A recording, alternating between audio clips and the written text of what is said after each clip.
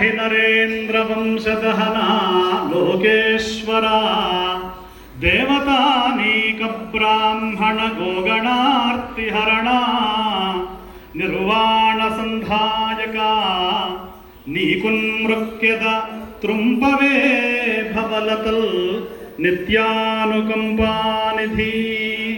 हरये नमः श्रीकृष्णाय नमः श्रीकृष्ण परब्रह्मणे नमो नमः। नमस्सभाये परम भागवत स्वरूपुलु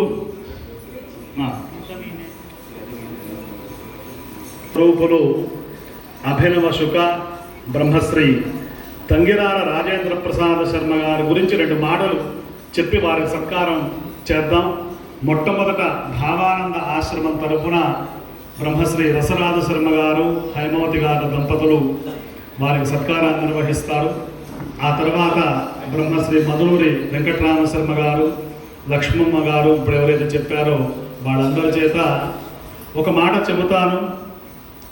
ఈ క్షేత్రం ఎంత గొప్పది పాండురంగ ఆశ్రమం అంటే బాలకృష్ణుడు తాండవం చేసిన ప్రదేశం ఏదైనా ఉంది అంటే అది పాండురంగ ఆశ్రమం. అది వీళ్ళందరూ చెప్పడం వల్ల నేను చెప్తున్న మాట కాదు, నాకు చాలా అనుభవంగా ఇక్కడ ధ్యానంలో అట్లా కనబడి, ఎందుకంటే కేసీఆర్ గారు యజ్ఞం చేసినప్పుడు ఇదే 11వ నెంబర్ రూమ్లో వారం రోజులు ఉన్నాం. ఇక్కడే అనుష్ఠానం చేసుకున్నాం ఈ వేదిక మీద.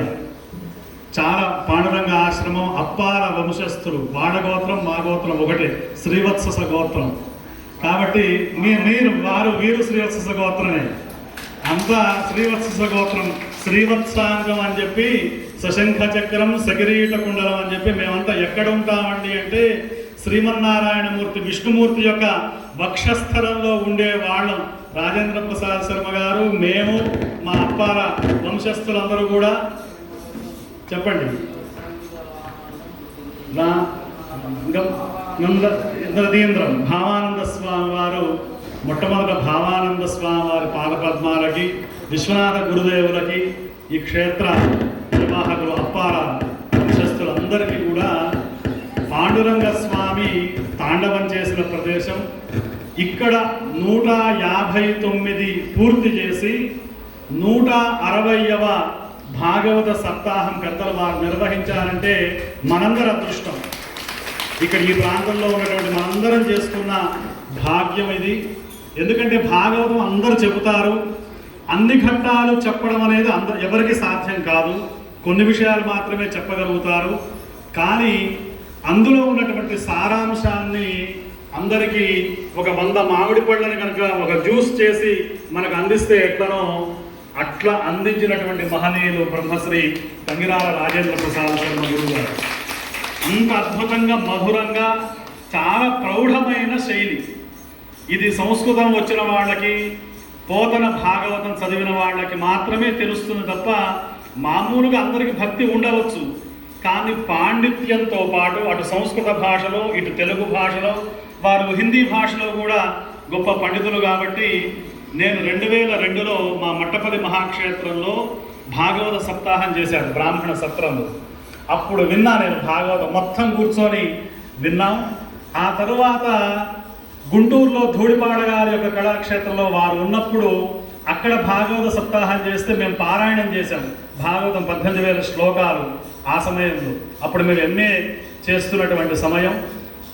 ఎంత ప్రౌఢంగా చెబుతారంటే భగవద్గీతకి భాగవతానికి ఎంత సంబంధం ఉంది అంటే భగవద్గీత భాష్యం మొత్తం భాగవతమే అని వారు ఎన్నోసార్లు ఈ ఉన్నటువంటి ఈ సప్తాహంలో చెప్పారు. అన్ని చోట్ల చెప్పడం వేరు, మన పాండురంగ ఆశ్రమంలో చెప్పడం వేరు. ఎందుకంటే నల్లనయ్య ఇక్కడ తిరిగినటువంటి ప్రదేశం భావానంద స్వామి వారి యొక్క తపఃఫలంగా వెలిసినటువంటి దివ్యమైనటువంటి భవ్యమైనటువంటి ప్రదేశం ఈ భావానంద ఆశ్రమం పాండురంగ స్వామి యొక్క దివ్యక్షేత్రం. వారు కూడా చెప్పారు, అన్ని చోట్ల చెప్తే కలిగే అనుభూతి వేరు, ఇక్కడ కృష్ణస్వామి తిరిగిన ప్రదేశంలో చెప్పే అనుభూతి వేరు అని చెప్పి మన భావానంద స్వామి చెప్పారు. నాదము సాదము. ఇక్కడికి వచ్చినటువంటి వాళ్ళందరికీ కూడా ప్రసాదం పెడతారు, అందరికీ మోదం కలుగుతుంది, ఖేదం తొలుగుతుంది. కాబట్టి ఇన్ని రకాలైనటువంటి ప్రయోజనాలు మన ఆశ్రమంలో ఉన్నాయి. వారి గురించి నేను ఒకటే మాట చెబుతాను. శుకయోగీంద్ర వారు ఎట్లా చెప్పారో మనం చూడలేదు, మన పూర్వీకులు ఎట్లా చెప్పారో మనకు తెలియదు. కానీ వారు చెప్పినటువంటి భాగవతం దర్శనం టీవీ ద్వారా వీక్షిస్తున్నాం, అందరం కూడా ప్రపంచవ్యాప్తంగా వీక్షిస్తున్నాం.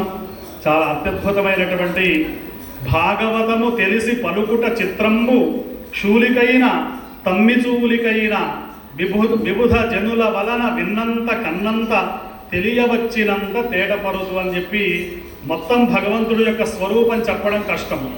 కాబట్టి ఆ రసాన్ని మనకు చూపించి ఆస్వాదన చేయించి ఆ భాగవత ఫల రసాస్వాదన పదవిగనుడు రసిక భావవిధులు అంటారు. కాబట్టి ఆ అమృత రుచి ఒక బిందువు తగిలిన మనకు స్వామి అనుగ్రహం కలుగుతుంది. అద్భుతంగా ఏర్పాటు చేశారు ఈ భావానంద ఆశ్రమంలో.